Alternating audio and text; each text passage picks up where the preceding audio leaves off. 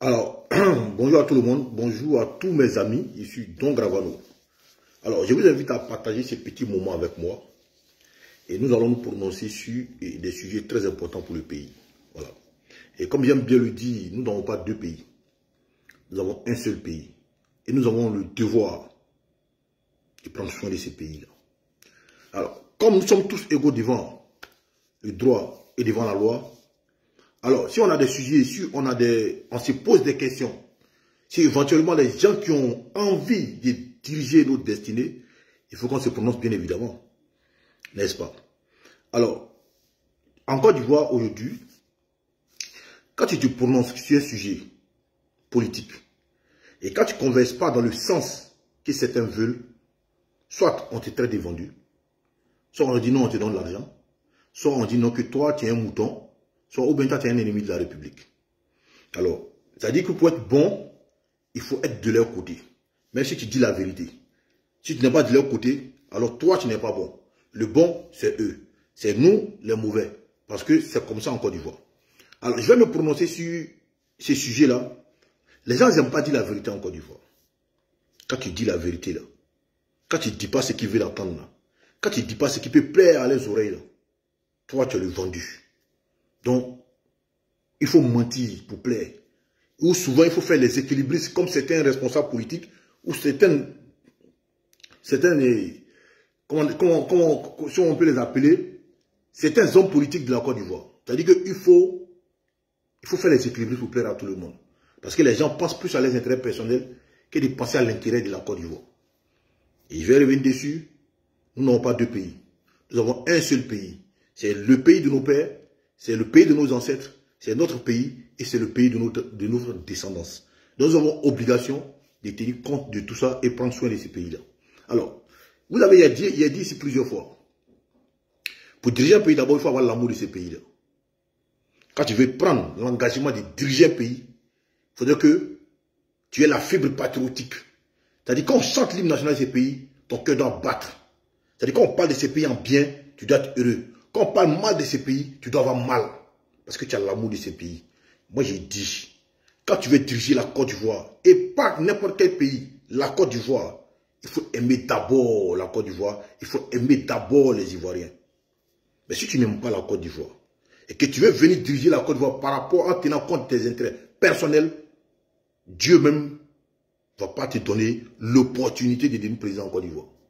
Dieu ne va même pas te donner l'occasion de venir en Côte d'Ivoire. Je vous l'ai dit ici bien longtemps.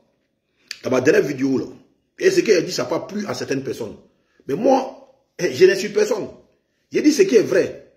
J'ai dit ce qui est vrai. Et les Ivoiriens doivent comprendre que ce qu'on dit est la vérité. Vous comprenez? Et je vais toujours citer l'exemple du président Alassane Ouattara. Je vais toujours citer l'exemple du président Alassane Ouattara. Un fait qui marque. Et je vais vous rappeler ça avant de vous expliquer pourquoi il fait cette vidéo. Vous savez, le président Alassane Ouattara, comme je l'ai tout le temps dit, c'est pas quelqu'un qui est né avec une cuillère en or dans la bouche. Non. C'est pas quelqu'un qu'on a boosté pour le construire.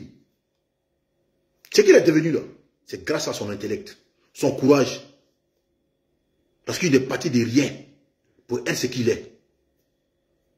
Il n'est pas comme certains qui ont été accompagnés par la grâce des parents, par la grâce du pouvoir. Lui, il est parti de lui-même pour être ce qu'il est. Et je le dis toujours, le niveau que le président Alassane Ouattara a atteint, devenant directeur général adjoint du FMI, il n'avait pas besoin, le président Ouattara n'avait pas besoin de venir faire la politique pour être un homme heureux. Youssouf Adoumani, là, arrête de m'appeler en vidéo. Quand on en dirait comme ça, à éviter ces gens de trucs-là. Youssouf Adoumani, tu veux participer à quel débat vidéo? Et puis tu m'appelles en vidéo, pourquoi? On en direct, tu m'appelles en vidéo, c'est pourquoi? Toi, tu ne peux pas suivre le direct comme tout le monde, mais tu veux m'appeler en vidéo, pour faire quoi? Apprenez à respecter les gens. Vous comprenez? Et le président Alassane Ouattara, étant au FMI, n'avait pas besoin de venir faire de la politique pour être un homme heureux. C'est-à-dire que si c'était une personne lambda, c'est-à-dire que nous tous là, moi j'ai atteint ce niveau-là, je ne vais même pas me mélanger dans la politique. J'ai atteint le niveau du président Alassane Ouattara, c'est-à-dire directeur général adjoint. Je ne me lève pas, ouais, Isaac de Bancoulé, il t'appelle après. Je ne me lève pas pour venir faire de la politique. Ouais, là, il dit de métiers, comment tu vas? Vous comprenez? Et mais le président Ouattara a laissé ça pour venir faire. C'est-à-dire qu'il rend démission pour venir faire la politique. Il rend démission pour venir faire la politique. Et il vient au risque de sa vie. Mais si tu n'as pas l'amour de ton pays, là, tu ne fais pas ça. Si tu n'aimes pas la Côte d'Ivoire, si tu n'as pas l'amour de la République, là, tu ne viens pas faire ça. Mais le président Ouattara a rendu démission pour venir le faire. Contrairement à certains qui ont attendu d'abord que eux, là, on les licencie, après ça, abandonner la nationalité ivoirienne. Maintenant, ils vont se poser la question pour dire, ah, il y a un pays qu'on appelle la Côte d'Ivoire, que je n'ai jamais aimé, que je n'ai jamais porté dans mon cœur. Comme il y a une opportunité pour moi aujourd'hui, on me dit de venir devenir président, donc je vais tenter ma chance. Ça, c'est Thiam, ça. Quand vous dites ici que Thiam, là, ce monsieur n'a jamais aimé la Côte d'Ivoire, les gens ne croient pas. Enfin, c'est ceux qui le suivent. Hein. Mais j'ai dit bien que la Côte d'Ivoire est un pays trop sérieux. Pourquoi on accorde sa destinée à un aventurier? Quand il dit aventurier, il ne peut pas dire sa nationalité. Hein. Mais son attitude montre que ces messieurs-là n'aiment pas la Côte d'Ivoire. Son comportement montre que ce monsieur ne porte pas la fibre patriotique en lui. Tu peux naître dans un pays. Tu peux naître dans un pays. Mais est-ce que tu peux aimer ces pays-là? Voilà la question que les Ivoiriens doivent se poser. Il y a des gens qui naissent dans des pays, puis ils ont l'attachement de leur pays d'origine. Ils sont nombreux en Côte d'Ivoire. La première année qu'aujourd'hui, là, avec la propagande et tout ce qui se passe, on voit des gens qui sont nés en Côte d'Ivoire, des Burkinabés, des Maliens nés en Côte d'Ivoire, qui ont grandi avec les Ivoiriens. Mais qui aujourd'hui, qui s'attaquent aux Ivoiriens, qui s'attaquent à la République de Côte d'Ivoire, qui s'attaquent à la main qui les a nourris. C'est tout le monde qui voit en communauté, on sait pertinemment comment est attaché le Sénégalais à sa patrie. Ouais, Béré, comment tu vois? Donc, je vous dis qu'on ne peut pas confier la destinée de la Côte d'Ivoire à un homme comme Thiam. Il n'aime pas la Côte d'Ivoire. Il n'a jamais aimé la Côte d'Ivoire. C'est ça le vrai point. Même quand on me dit non, que, en 87, il a chaîné une nationalité pour devenir, pour entrer dans une école. Ça, c'est possible. Mais une fois que tu as des ambitions politiques, tu fais quoi? Tu renonces à cette nationalité et puis t'attacher à la nationalité que tu aimes. Mais le monsieur là, qui s'appelle Thiam, vous voyez déjà, parce qu'un président de la République, d'abord, il a fait, quand il est le coup d'état de 99, il a trouvé aux États-Unis.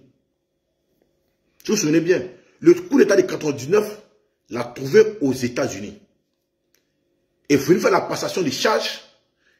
Il a demandé qu'on assure lui sa sécurité. Parce que lui, il a peur de venir.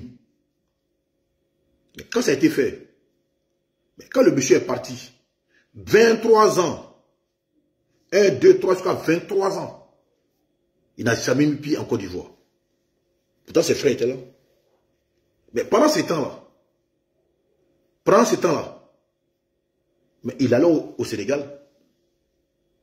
Il allait au Sénégal. Sa famille est au Sénégal. Il allait au Sénégal. Mais comment vous pouvez nous dire qu'il faut confier la destinée d'un pays comme la Côte d'Ivoire à quelqu'un qui n'aime pas son pays?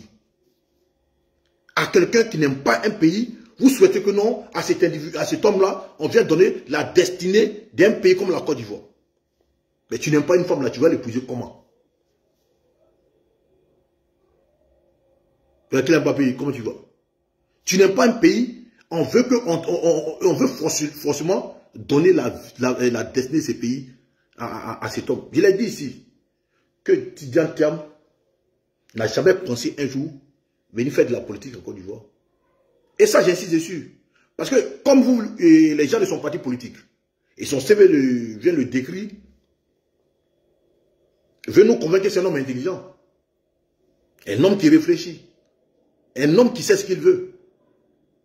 Donc, de ces faits, un homme intelligent, un homme qui ne réfléchit pas comme tout le monde, mais s'il a des ambitions politiques, s'il a envie un jour de diriger un pays comme la Côte d'Ivoire ou n'importe quel pays, mais il prend des dispositions, il prend des précautions, il se prépare, il cherche à connaître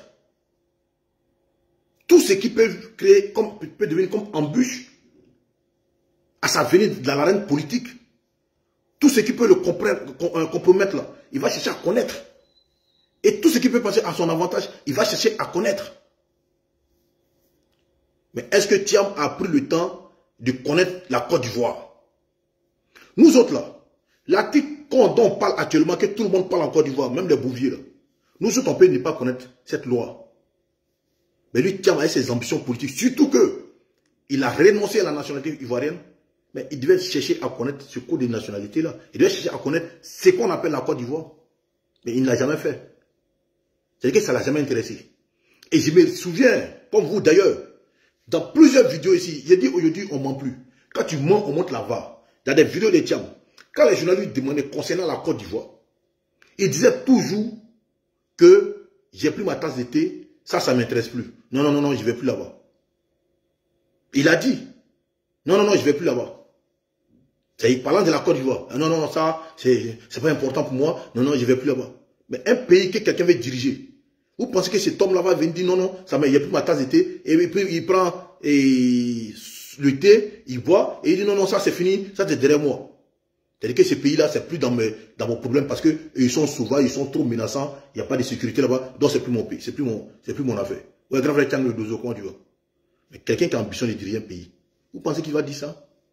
Le président Samantha, quand la démission est venue, quand elle est venue en Côte d'Ivoire ici, qu'est-ce qui ne s'est pas passé? Ils ont tué ses militants. Arrêté son bureau politique. Le bureau du RDA a été arrêté sous Bédier. Et tous sont retrouvés en prison.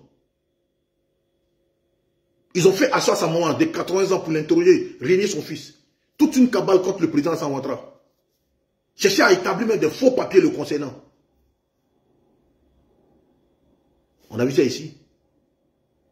Aller même attenter à sa vie. Tuer son aide de camp. Tout ça pour l'amener à se décourager. On a vu ça ici. Mais le monsieur est resté focus. Il est resté sur sa position. Jusqu'à ce qu'il vienne au pouvoir. Ça, c'est un homme qui aime son pays. Mais un monsieur comme Thiam, si ce n'est pas les cadres du PDCI, c'est-à-dire le groupe des Brudoumi, les Chrysostom et consorts, là, les Diaoufoué, là, qui pensent que non, après la mort de Bédier, il faut trouver quelqu'un. Parce que pour eux, l'homme idéal doit ressembler au président Alassane Ouattara, qui a un carnet d'adresse sur le plan international, qui a un background, il faut le chercher pour venir rivaliser avec le président Alassane Ouattara et qui a des amis à l'extérieur.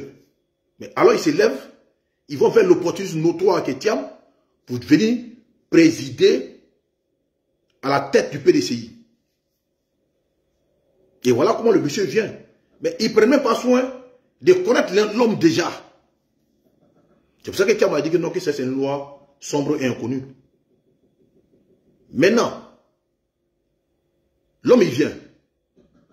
Dès qu'il est contrarié, parce que dans sa vie il a tout eu facilement, dès qu'il est contrarié, il quitte la Côte d'Ivoire et il ne revient plus. Et c'est à un homme comme ça qu'on veut que nous on confie notre pays. Ça fait combien de fois que Thiam abandonne la Côte d'Ivoire? Déjà en 1999, quand il quitte la Côte d'Ivoire, et lui-même, il fait 23 ans, 23 ans, avant de mettre pied en Côte d'Ivoire. 23 ans. Pour un pays que tu dis que tu aimes, un pays que tu dis que tu veux diriger, un pays que tu dis que tu portes dans ton cœur, tu fais 23 ans sans venir dans ce pays. Nous sommes en Europe ici, là. Quand tu viens ici, ton premier souci, c'est de régulariser ta situation sur le plan administratif. Ta première préoccupation, là, c'est d'avoir papier. Ouais, sur la métier, comment tu vas? D'avoir papier pour travailler, être en règle devant la loi, devant le droit. Mais la première chose qui vient dans ta tête quand tu as tes papiers, c'est de vouloir retourner chez toi en Côte d'Ivoire ou bien dans ton pays. Pour aller dire à tes parents, alhamdoulilah, il y a eu mes papiers, fais droit pour moi, l'aventure commence. Ça, c'est tout le monde. Que tu sois ivoirien, gambien, japonais. Quand tu vas en aventure, là, la priorité d'abord, c'est de régulariser ta situation et ensuite venir dans ton pays. Parce que ça va te manquer. Parce que quand tu aimes ton pays, là, ça te manque. Moi, il n'y a pas un jour où je ne pense pas à la Côte d'Ivoire. C'est-à-dire que où je suis là? Je suis venu en aventure. C'est vrai, je manque de rien. Contrairement de la manière dont je vivais à Abidjan ou bien dans ma vie passée là. Aujourd'hui, ça va, alhamdoulilah. Mais j'ai toujours envie d'être dans mon pays. Parce que j'aime la Côte d'Ivoire. J'aime ma famille. Mais toi, tu fais 23 ans, tu as tous les moyens. Personne ne te cherche. Personne ne te calcule. Tu n'es pas une menace pour quelqu'un.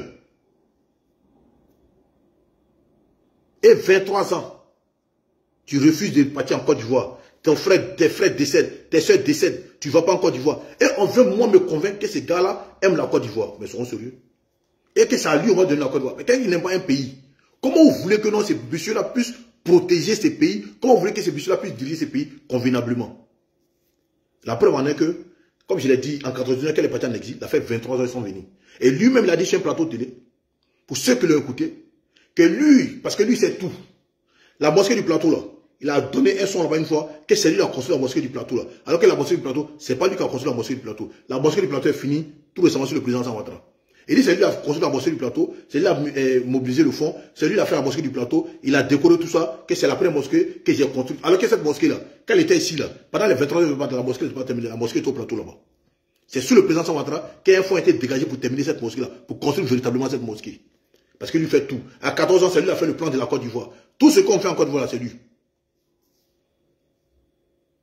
Et il a dit en 99, le coup d'État là, que lui savait qu'il allait avoir coup d'État, que lui, il a pris sa famille et il a quitté la Côte d'Ivoire. Mais quelqu'un qui prend sa famille, qui fuit un pays en catimini, parce que lui, ses oreilles ont entendu qu'il y aurait un coup d'État. C'est à lui là où vous voulez qu'on confie notre pays. C'est à lui là où vous voulez qu'on donne notre pays. Quelqu'un qui se cache en catimini pour sortir avec sa famille, selon lui. Que lui, il savait que non, qu'il allait avoir coup d'État en Côte d'Ivoire. Donc lui, il a prévenu Bédier. Et que lui, il est sorti. Mais on mange du cadavre. Parce que c'est le mandat qu'il dit, demandez à mon chien. Parce qu'il sait que son chien ne parle pas. Et il a quitté, d'après lui, en catimini, la Côte d'Ivoire. Mais ça, lui, là, on veut venir confier la destinée d'un pays comme la Côte d'Ivoire, sous prétexte que lui, là, il est l'héritier d'Oufoué, comme si la Côte d'Ivoire était un royaume qui appartenait à Oufoué, sous prétexte que non, il est descendant d'Oufoué, comme si la Côte d'Ivoire appartenait à Oufoué, comme lui, là, que ça, lui, on doit donner au pays. Mais attends, vous vous foutez de qui? Vous vous moquez de qui? En 2002, le président du PPAC, à l'époque président de la République de Côte d'Ivoire. Mais quand il y a eu l'attaque de la rébellion de 2002, quand il y a eu l'attaque de 2002, mais il était en Italie. Il était en Italie avec Agré.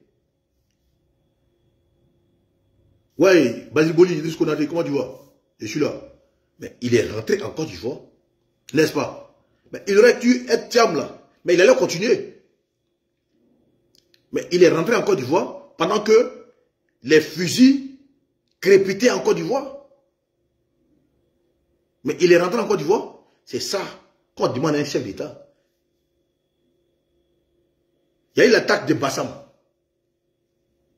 Le président Alassane Ouattara s'est rendu là-bas. N'est-ce pas? C'est ça un homme d'État. Parce que le président de la République est le chef suprême des armées. Et quand le président prête serment, il le dit, il a le droit de protéger le territoire et ses concitoyens. C'est ça le rôle d'un chef d'État. En dépit de toutes les autres charges qui vont incomber sa mission. Mais il doit protéger ses concitoyens. Il doit protéger son territoire. Parce qu'il ne doit même pas prêter 1 mètre de son territoire à une force étrangère. C'est ça le rôle d'un homme d'État. Mais quand tu es opposant, on doit sentir ça en toi, que tu es prêt à aller au front, que tu es prêt à défendre la République, que tu es prêt à te battre pour ton pays. N'est-ce pas? Mais à peine que son histoire de nationalité a commencé, le monsieur a fui la Côte d'Ivoire déjà. Il est couché en France ici. Convention de son parti, absent. Tout ce qui concerne son parti politique, absent.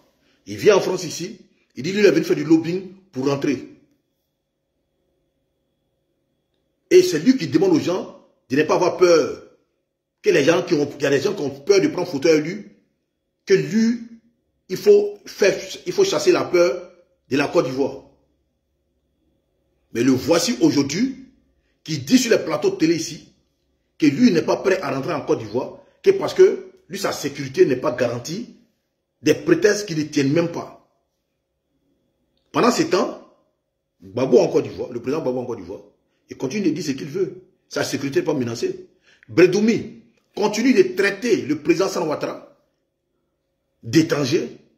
Bredoumi Soumela continue de traiter le président Alassane Ouattara de tous les noms de l'enfer. Pourtant, il n'est pas inquiété. Tous les représentants sont partis, sont sur les plateaux télé ici, ils disent ce qu'ils veulent. Les journaux disent ce qu'ils veulent. La liberté d'expression est une réalité en Côte d'Ivoire. Ils ne sont pas inquiétés. Mais Tcham est couché en France ici. Il dit donc que lui, sa sécurité est menacée parce que lui, il craint pour sa sécurité. Pourtant, il a dit ce que non, lui, il est venu faire du lobbying, il rentre bientôt. Aujourd'hui, le PDCI voulant organiser une marche en France ici, marche même qu'il ne comprend pas le motif, il ne comprend pas l'essence de cette marche pour des gens qui ont ambition de diriger un pays, des gens qui ont ambition de prendre la destinée d'un pays, respecter les lois et les textes qui régissent ce pays-là, vont aller marcher contre une loi. Et ils disent qu'ils ont ambition de diriger un pays. Et cette marche-là a été annulée à la dernière minute. Bon, voilà des gens qui ne peuvent même pas, qui peuvent pas prendre des responsabilités, qui ont peur de tout. Mais tiens là, mais si demain ce monsieur est président de la République de Côte d'Ivoire, mais au premier coup de feu, il va fuir pour nous laisser. Les Ivoiriens même là, c'est-à-dire je me demande souvent, est-ce qu'on a conscience de notre pays? Est-ce qu'on sait ce que le pays qu'on appelle la Côte d'Ivoire? Est-ce qu'on sait la grâce que Dieu nous a fait en faisant de nous des Ivoiriens? Il y a l'impression qu'on ne sait pas. Pour diriger ce pays-là, qu'on appelle la Côte d'Ivoire, il faut un homme. D'abord, un qui a l'amour du pays et qui a du cran, qui a un cœur fort sur le plan de la sécurité. Parce que la Côte d'Ivoire, c'est un pays qui est trop convoité. D'abord, autour de nous, on a des pays même qui nous détestent. De par la grâce que Dieu nous a fait. Sur le plan de la nature. Et les avantages qu'on a. Et en plus de ça, certains nous détestent que vous les Ivoiriens, vous êtes trop la grande gueule. Ce qui n'est pas vrai. Parce que Dieu nous a inspirés. Parce que si tu veux marcher, si tu veux réussir sur le plan sportif, plutôt, sur le plan musical, il faut venir en Côte d'Ivoire. C'est pour ça qu'on a appelé un moment la Côte d'Ivoire plaque tournante de la musique africaine. Parce que nous sommes inspirés. Mais vous voulez qu'on vienne confier la destinée de ces pays à un homme comme ça, qui ne peut même pas lui-même assumer ses propos, qui ne peut pas, qui nous montre que non, lui, s'il est au pouvoir. Demain, si les terroristes ont attaqué une zone de la Côte d'Ivoire, va fuir. Ça, lui, là, vous voulez qu'on vienne confier notre pays? Quelqu'un qui n'a pas l'amour d'une patrie. Tout simplement parce que vous l'aimez. Tout simplement parce que vous, d'après vous, vous êtes des baoulés, lui, les baoulés. Donc, il faut faire de lui votre candidat. Et pour venir, et voilà. Pour vous, c'est suffisant pour qu'il soit candidat. Mais attendez, arrêtez de ouf. Si vous n'avez pas de candidats qui aiment la Côte d'Ivoire, mais vous n'êtes pas obligé de faire de la politique. Passez à faire autre chose. Lui, Bredoumi, par exemple. Mais il en veut au RHDP parce qu'il occupait un poste. Quel était ce poste-là? Mais il ne parlait pas. Il était heureux. Mais une fois qu'on a démis de ce poste-là, le monsieur est devenu aigri contre tout le monde. Il en veut à tout le monde. À un moment, mais il a enregistré même le ministre Adjoumani. On a vu ces scandales ici. Et quand tu vas parler, tu sens que le monsieur, il a beaucoup de haine. Et eux, parce qu'à cause de leurs intérêts personnels, on doit vendre notre pays. Parce qu'eux veulent manger. Parce que vous voulez manger. Alors, il faut livrer la Côte d'Ivoire à tous les aventuriers. C'est comme ça qu'il faut dire la chose. Parce que j'ai dit, Si Thiam avait l'amour de la Côte d'Ivoire, il n'allait pas se comporter ainsi. Mais quand on aime un pays, même on ne fuit pas ce pays-là, pour un coup de tête, il s'est toujours plus dans cette posture des Sénégalais qui a la nationalité française. C'est ça le vrai point. Et les gens ne veulent pas qu'on dise ça. Pourtant, c'est vrai. Il s'est toujours plus dans cette posture des Sénégalais d'origine, nés en Côte d'Ivoire, mais qui a la nationalité française. Et il ne l'a pas caché. Il était fier de ses sentiments français. Il dit qu'il est fier de ses sentiments français. Il l'écrivait même. Il partait sur des plateaux de télé pour aller défendre sa nationalité française. Parler comme français. Parler de l'économie française. Et il ne cachait pas, je suis fier d'être français. Je suis français. Et il a voulu même rentrer un moment, si vous l'ignorez, dans le gouvernement français ici. Mais l'effet Cahuzac a fait reculer ceux qui avaient l'intention de le faire. Mais c'est ça là, vous venez nous imposer. Et ils n'ont même pas d'argument pour convaincre les Ivoiriens que non, c'est le petit-fils d'Oufoué. Il y a une même là, cette Akaz Véronique là. S'il n'est pas le petit-fils d'Oufoué, allez l'interviewer. S'il n'est pas le petit-fils d'Oufoué, donc parce qu'il est petit-fils d'Oufoué, selon toi, et ton vieux visage là, toi on ne doit plus te respecter.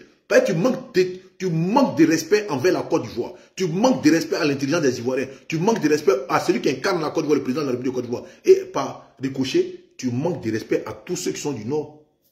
Parce que quand tu parles de nous, tu nous fais passer pour des gens qui n'ont pas le droit d'être Ivoiriens, mais qui sont venus trouver les Ivoiriens. Pour toi, être Akan est synonyme des vrais Ivoiriens au-dessus des autres. Mais on va pas si tu manques de respect à nos pères, à nos mères, mais on ne va jamais te respecter. Voilà pourquoi avec ton vieux visage là, tu penses que non, il est suffisant d'être le petit-fils d'Oufoué, ou bien Oufoué est ton grand-oncle pour être au-dessus de la loi. Donc ce code de la nationalité là, on doit faire fi de ça, parce que pour toi, en cas de l'interview, pour voir s'il n'est pas le petit-fils d'Oufoué, non c'est suffisant, il doit être sur la liste électorale. Mais tu te fous de qui? Tu penses que non, on est à une réunion de famille? Tu penses qu'on est en train de chercher un héritier d'un royaume? On vous dit ça, la Côte d'Ivoire c'est une république. Ce n'est pas un royaume Akoué où Oufoué est fondateur. Il n'a jamais été fondateur. Il est un royaume plutôt. À fortiori une république. Dans tous les pays du monde, il y avait toujours eu un premier président. Mais ce n'est pas le fondateur. Dans tous les pays du monde, je ne parle pas des royaumes. Hein. Dans tous les pays du monde, il y a toujours eu un premier président. On le respecte, mais on ne va pas le vénérer. On va le respecter, mais on ne va pas le vénérer. On a un respect pour Houphouët-Boigny. Parce qu'il est le premier président de la Côte d'Ivoire. Mais cela ne fait pas de lui le fondateur de la Côte d'Ivoire. Quand il naissait, même quand son père naissait, quand ses parents naissaient, la Côte d'Ivoire existait. Officiellement, il est né en 1905. Mais la Côte d'Ivoire a été créée bien avant ça. En 1893, là, le 10 janvier 1893, avec Ouattara Tioblé, Kramougo, le capitaine Benjé a signé le traité, a fait de Congo, une colonie, a fait de la Côte d'Ivoire une colonie. Et en 1898, traité de protectorat, c'est-à-dire que désormais vous êtes sur le protectorat de la France. Vous ne pouvez pas connaître, la Côte d'Ivoire existait. Donc si on veut partir cette logique-là, si on veut partir, celui qui fonde la Côte d'Ivoire, c'est l'ancêtre du président Alassane Ouattara. Parce que son arrière-grand-père, Sékou Ouattara, là, son grand-père, c'est lui qui a signé ces documents-là avec le colon français.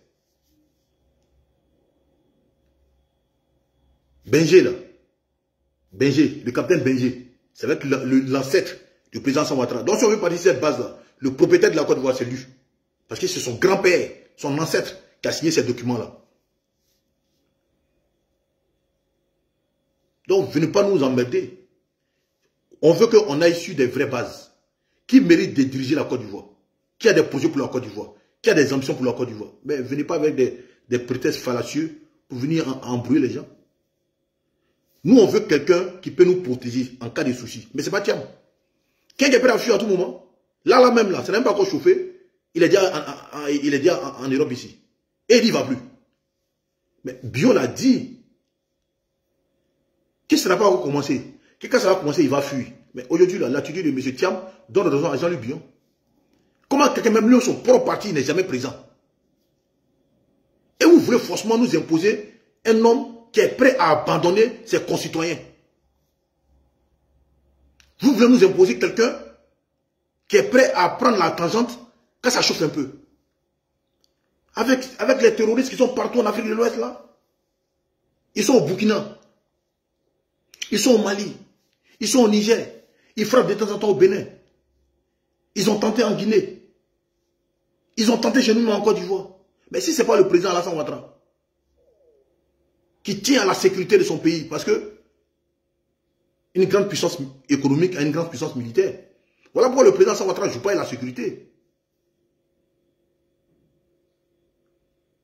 Parce que pour un pays qui a ambition d'aller des victoires en victoire sur le plan économique, mais il faut qu'il y ait de la quiétude chez toi. Il faut que ton indice de sécurité soit bon. Pour que les investisseurs se sentent en sécurité pour venir investir chez toi. Mais si ton pays est toujours déstabilisé, est toujours champ de guerre, est toujours convoité par des déstabilisateurs, mais qui est prêt à aller mettre son argent là-bas, qui est prêt à aller investir un pays qui est instable? Qui est prêt à aller mettre son pays dans un pays qui est instable? Et le monsieur, il est là, il compte que non, il compte sur mes amis à l'international. Et il a cet égo-là quand il parle de la Côte d'Ivoire.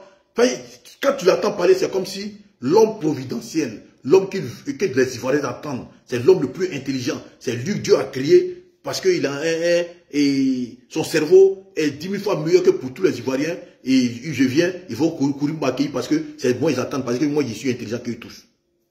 Oui, le Premier ministre canadien, mon ami, le Premier ministre canadien, m'a dit, oui, tu veux pas faire la politique chez toi? Vraiment, c'est un homme comme toi. Mais c'est un manque total de respect vis-à-vis des Ivoiriens.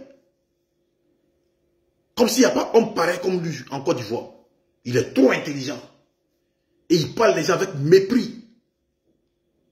Il rabaisse les gens. Et vous êtes là? Non, tu n'as rien parce que c'est le petit-fils d'Oufoué. Nous ne sommes pas parentés à Oufoué. Nous là, nous ne sommes pas parentés à Oufoué. Nous, on a nos grands-pères. Et puis on n'est pas mélangés. Et on est chez nous. Et la Côte d'Ivoire, ce n'est pas Oufoué-Kro. C'est la République démocratique de Côte d'Ivoire. Dans tous les pays du monde, il y avait un premier président. Et quand son mandat est fini, la vie a continué. Il y a d'autres qui sont venus et la vie a continué. Voilà pourquoi on dit qu'un État, c'est une continuité. Oufoué a fait son pouvoir de 1960 jusqu'à sa mort en 93. 33 ans de pouvoir. Ça suffit. Bédié est venu en 93. 99, il est parti. Ça suffit. Mais vous n'êtes pas les seuls en Côte d'Ivoire. Croire que non, que la Côte d'Ivoire est votre propriété privée. Et vous allez venir sans vergogne, sans respect pour les Ivoiriens. Non, non, non. Et je vois des gens qui viennent dire qu'on met une photo dans ça, on va les commenter que c'est les Djoula seulement. Mais qui sont ceux qui sont en train de se battre actuellement pour nous parler de matriarcat, d'une affaire républicaine? C'est les Baoulés. Comment dans une république, des gens peuvent croire que les autres sont bêtes? Les autres ne réfléchissent pas pour nous parler de matriarcat. Nous, c'est le système matrilinéaire. Mais vous pensez que nous, on est dans vos réunions de famille? Vous pensez que nous, on est dans vos réunions de famille pour que vous venez nous parler de votre lignée? Pour une affaire où c'est le droit, où chaque Ivoirien a les mêmes droits, qui peut se présenter à toute élection si tu remplis les conditions d'éligibilité. Vous venez nous parler de vos familles. Mais attends, vous foutez de qui? Vous moquez de qui? Et lui aussi, c'est plein dedans quand il parle à insuffisance, comme si, oui, moi, mon ami, le Premier ministre canadien, et il m'a dit, ouais, tu veux faire la politique en Côte d'Ivoire, mais c'est bien un homme comme toi. Mais Joe, si tu es trop intelligent, là, le Canada va te prendre. Mais tu étais français, non? Pourquoi tu ne postules pas pour devenir président de la République française avec ton intelligence, puisque tu dis que tu es fier d'être français? Tu l'as dit plusieurs fois sur des plateaux de télé. Et même tes interviews vidéos sont là, où on te pose des questions. Tu dis vraiment que quelqu'un qui devait t'employer, te dit ton problème, c'est pas parce que tu es noir, mais parce que tu es français. Mais tu es fier de le dire, mais deviens français. Et il postule à la présidence de la France. Et tu nous colles la paix parce que tu n'es pas un de nous, parce que tu n'as jamais aimé la Côte d'Ivoire. Tu n'as jamais aimé la Côte d'Ivoire. Les deux pays que tu as dans ton cœur, c'est le Sénégal et la France. La première année que pendant les 23 ans, tu venais en Afrique. Mais tu allais où? Quand on aime un pays, on vient visiter le pays. Quand on aime un pays, on vient dans ces pays. Mais tu allais au Sénégal, tu as des investissements là-bas. Et je l'ai dit ici dans l'autre vidéo, et vous-même vous le savez. Les comparaisons qu'il fait là, pourquoi il situe le Sénégal? Parce qu'il connaît mieux le Sénégal. Et moi, je peux vous dire que peut-être qu'il a la nationalité sénégalaise, qui sait? Parce qu'il a la nationalité française et la nationalité suisse encore sur lui. On parle des nationalités étrangères là, mais la nationalité suisse. Parce qu'il participe à un panel, elle a la nationalité suisse. Quelqu'un qui renonce à la nationalité ivoirienne pour aller prendre une nationalité un peu de partout. Et c'est lui-là, on vient nous dire que non, c'est lui-là. Et puis dit que non, c'est lui. Et on m'empêche de venir dans mon pays. Mais il faut qu'on arrête la manipulation. Il faut qu'on arrête avec cette manipulation. Parce que je le dis toujours, le problème de la Côte d'Ivoire, c'est ça. Le vrai problème de la Côte d'Ivoire, c'est des hommes politiques, des hommes qui sont des modèles de compréhension et d'intelligence pour certains Ivoiriens. Mais ceux-là, c'est eux qui manipulent la masse de parler mauvaise foi et les intérêts personnels. Quand tu vois un monsieur, et je le dis, un intellectuel qui a écouté, qui a suivi, mais qui ne dit pas la vérité, mais c'est une bombe. Un intellectuel qui ne dit pas la vérité, c'est une bombe. Parce que c'est lui qui manipule la masse dans le faux. Et on commence à se détester. Et c'est ça qui aboutit souvent aux guerres civiles. Et il y en a beaucoup en Côte d'Ivoire. C'est des équilibristes.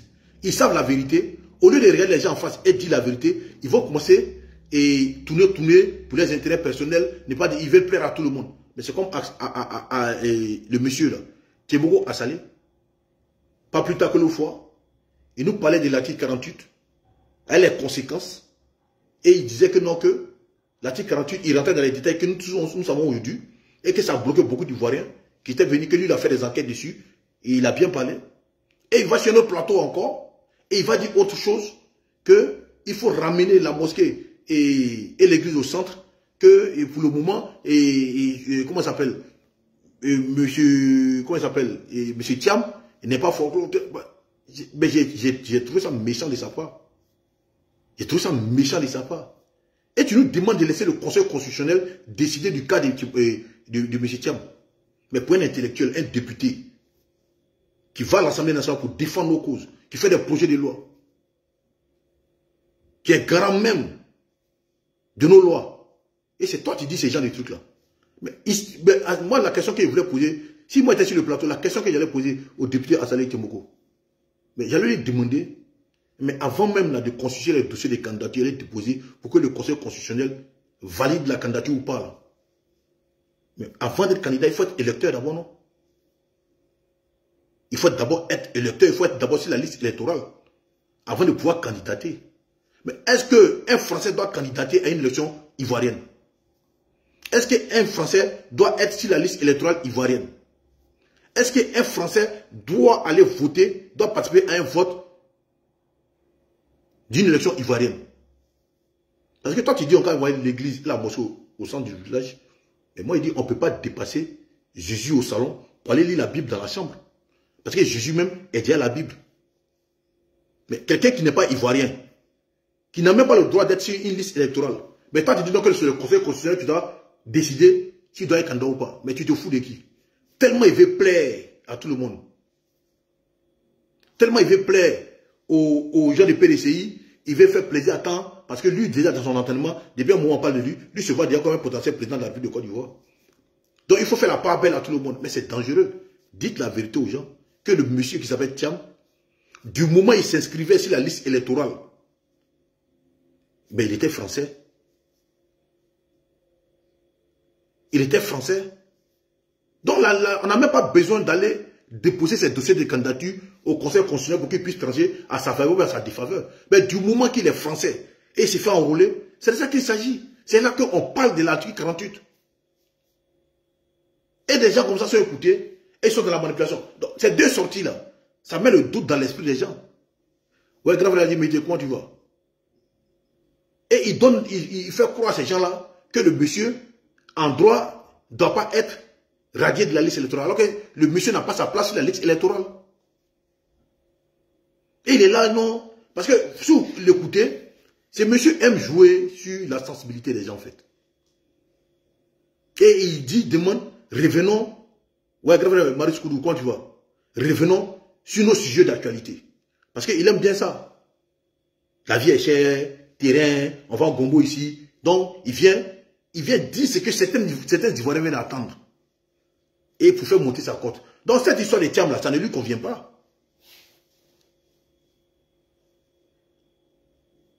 Cette histoire des Thiam, là, ça ne lui plaît pas. Cette histoire des Thiam, là, ça ne va pas dans... Parce que ça fait qu'on ne parle pas de lui, ça ne lui plaît pas. Donc, il faut qu'on revienne sur les sujets où lui va venir se jouer les Robins des Bois. Mais yo, prenez les gens au sérieux. Et ils sont nombreux comme ça en Côte d'Ivoire, qui sont dans le faux, dans la manipulation. Parce qu'ils n'aiment pas dire la vérité. C'est comme Afin Guessan, incapable même de gagner une élection dans son village, et qui dit donc c'est lui qui doit sauver la Côte d'Ivoire. Ces gars-là, c'est eux qui ont manipulé les Ivoiriens ici. Sur cette histoire du troisième mandat du président Sambatra. Et jusqu'à présent, les graviers viennent s'asseoir sur les plateaux télé pour parler du troisième mandat. Alors qu'ils savent pertinemment qu'ils sont dans le faux. Et ça, franchement, c'est épuisant. C'est épuisant. Qu'il y ait des gens qui sont pour des personnes, des modèles politiques. Des éclaireurs pour certains. Des guides pour certains.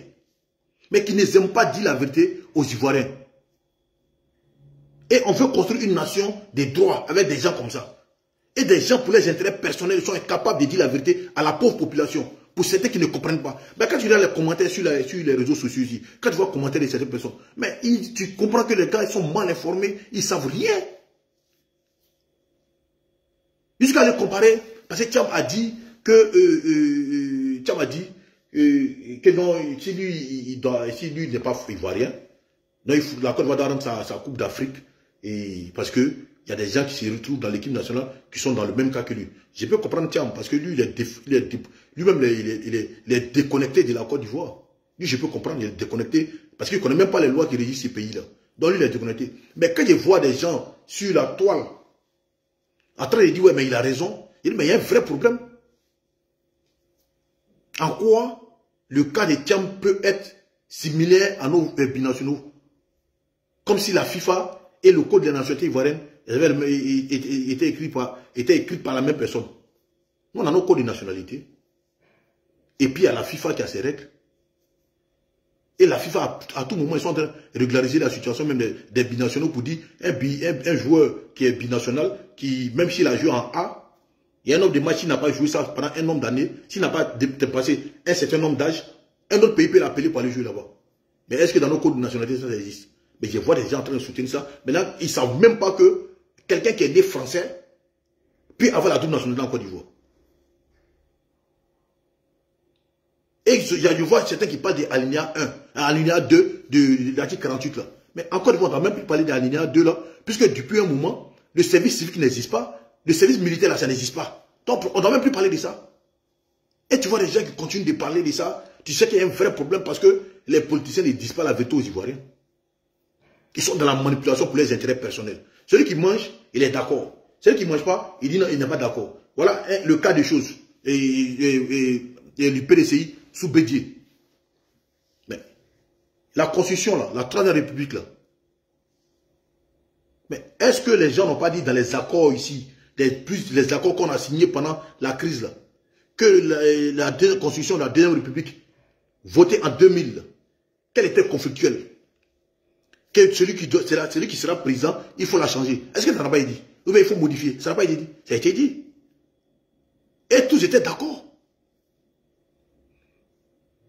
Mais lui, Afin Guessan, qui se débat aujourd'hui pour parler de troisième mandat.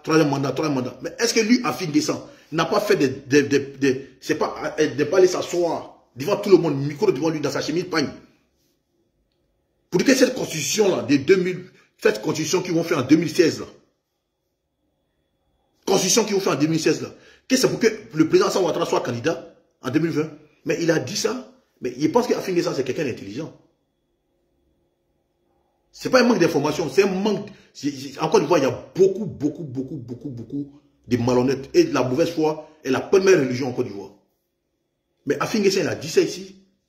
que cette constitution-là, qu'on va voter en 2016, là, que ça vous permette au président Alassane Ouattara d'être candidat. Écoutez-moi très bien, hein, que ça vous permette au président Alassane Ouattara d'être candidat. Le président Alassane Ouattara, lui, sera candidat, et Bédié sera candidat. Pour permettre à Bédié d'être candidat. Parce que dans l'ancienne constitution de 2000, Bédié ne pouvait pas être candidat.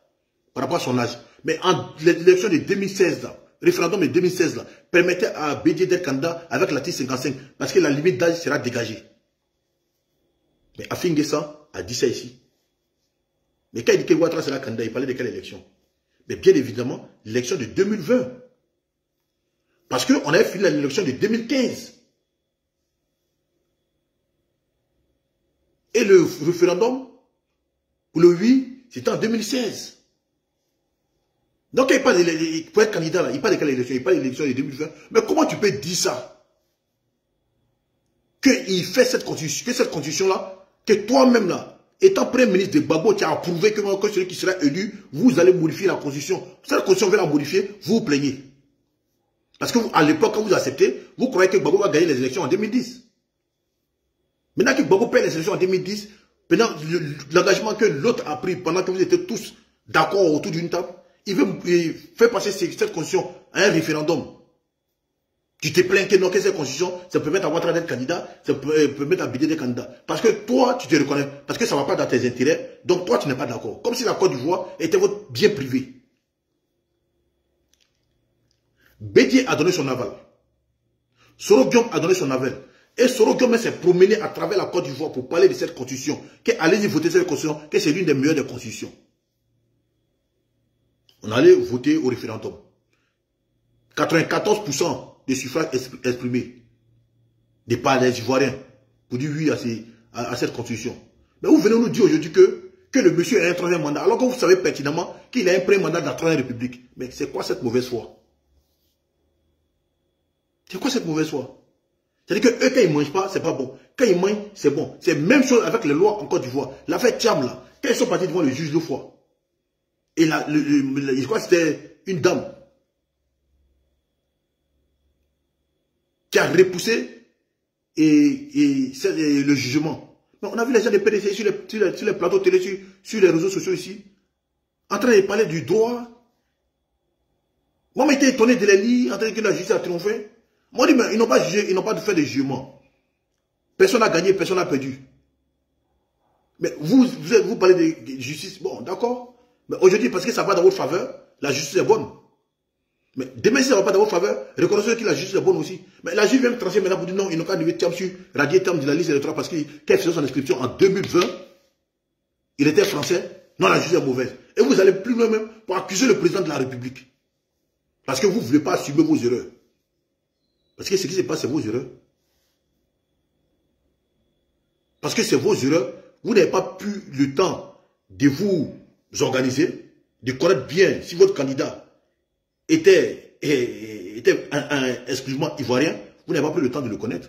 Soit, c'est Thiam qui n'a pas dit la vérité sur sa situation administrative à ceux qui l'accompagnaient, qui sont allés le chercher, soit ceux qui sont allés le chercher, ils ne connaissaient pas l'homme, soit vous savez, ils savent tous, et puis ils ont menti aux Ivoiriens. Pour moi, si c'est le cas, c'est un manque total de respect vis-à-vis des Ivoiriens. Il est venu sur les plateaux télé vous dire, il est né par hérédité, alors que vous savez pertinemment que non, il est né ivoirien. Et vous venez organiser des marches pour qu'on vienne tordre le cou à la loi pour faire plaisir. Respecter la Côte d'Ivoire. Mais des gens qui veulent vous voulez venir diriger un pays, et diriger en amont, vous ne respectez même pas les lois de ces pays. Vous voulez diriger un pays, et puis vous ne respectez pas les tests, les lois qui régissent ces pays-là. Mais quand vous allez venir au pouvoir, là, mais vous n'allez rien respecter. Vous n'allez rien respecter. Moi, parce que ça part de là déjà. Mais le vrai problème, en Côte d'Ivoire, c'est la mauvaise foi, la méchanceté. Et certains qui pensent que non, qu'eux ont le droit et les autres n'ont pas le droit. La justice doit être due envers certains, mais envers eux, la justice ne doit pas exister. Comme si eux, là, en termes de droits, ils sont meilleurs que les autres. Mais on est tous égaux devant la loi et devant les droits. Nous sommes tous égaux devant la loi et en droit. Et nul n'est au-dessus de la loi. Et l'attitude des termes doit interpeller les Ivoiriens. Quelqu'un que la loi condamne, Et lui-même, il sait que la loi condamne. Parce qu'il a dit que cette loi est inconnue. Il n'a pas dit que cette loi n'existe pas. Il dit elle est inconnue. C'est-à-dire que cette loi, comme elle est inconnue, mais ça ne veut pas dire que la loi n'existe pas. Il dit là, cette loi, elle est inconnue. Ça existe, mais elle est inconnue. Et il va plus loin pour dire que si on doit appliquer cette loi, il y a des gens qui ne doivent pas être là. Donc si on n'a pas fait ça sur les autres, lui, on ne doit pas faire ça, que ça n'a pas de sens. Donc il reconnaît que cette loi le condamne. Si moi, vous me condamnez, condamnez les autres aussi. Donc ça veut dire qu'il reconnaît que cette loi existe, que ça le condamne. Mais quelqu'un même qui va organiser une marche pour une loi qui te condamne. Mais s'il vient au pouvoir demain, c'est comment? Il ne va rien respecter. Mais tellement qu'ils sont dans le faux, la haine. Il y a d'autres mecs qui vont loin pour nous dire ça. Excusez-moi. Pour dire, on préfère Thiam à la tête de la Côte d'Ivoire qu'un gars du Nord. Il y a certains qui le disent. On préfère Thiam à la tête de la Côte d'Ivoire qu'Alassane Ouattara parce qu'il est du Nord. Mais en Côte d'Ivoire, il y a des villages Ouattara. Montrez-moi un seul village Thiam en Côte d'Ivoire. Tout simplement parce que pour eux, sa grand-mère est baoulée.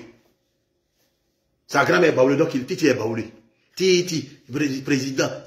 Vous pensez que la Côte d'Ivoire, c'est comme ça? Et ils sont portés tellement pour les intérêts personnels. Bredoumi Traoré, il a arrêté.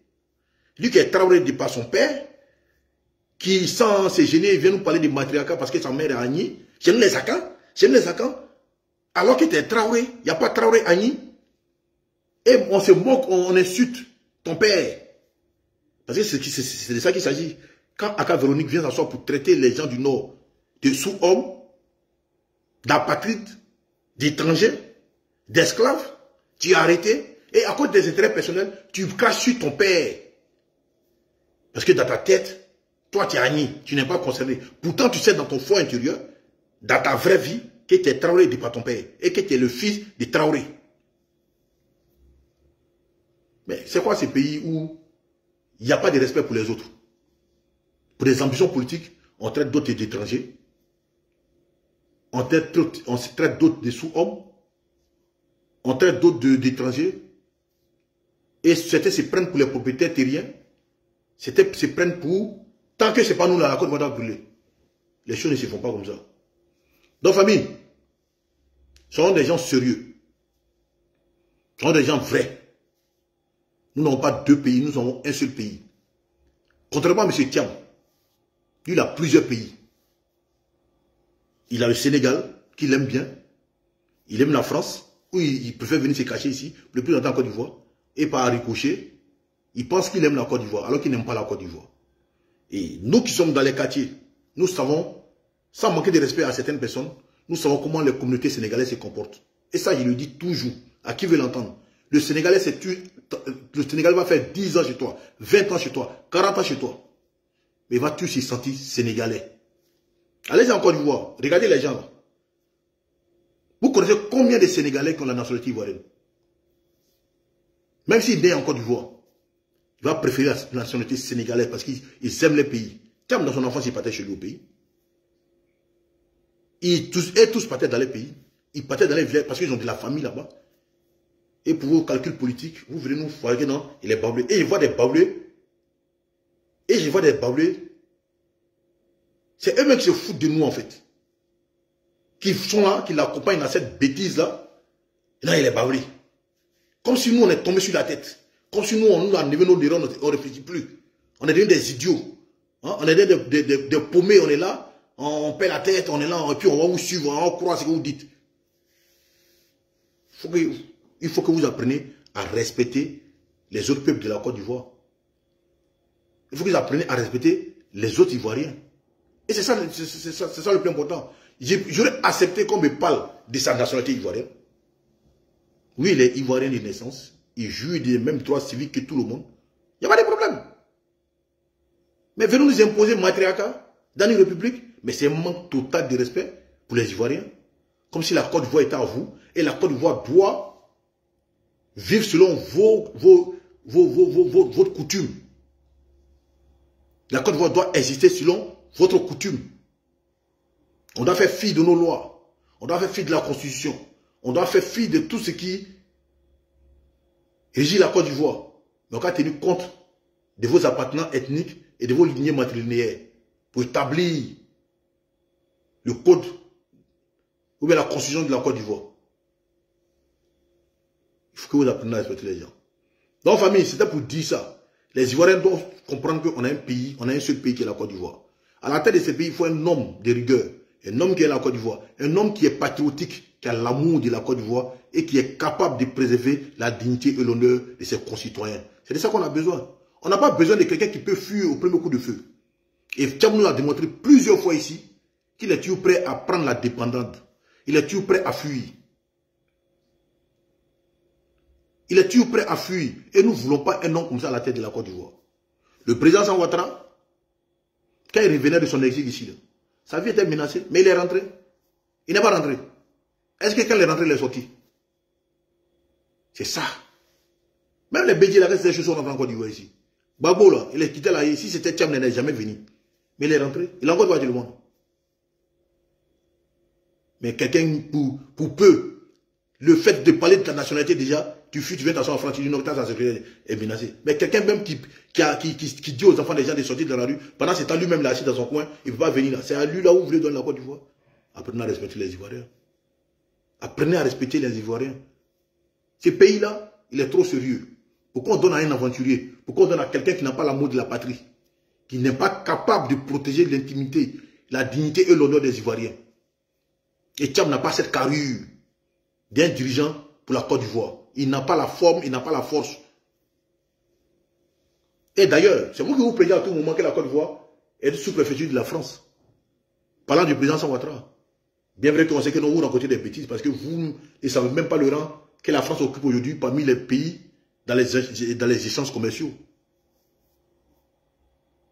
Mais Thiam, il le dit, et vous êtes fiers de vous taper la poitrine en disant ça, que c'est l'ami de Macron. Que la France va l'aider à venir au pouvoir.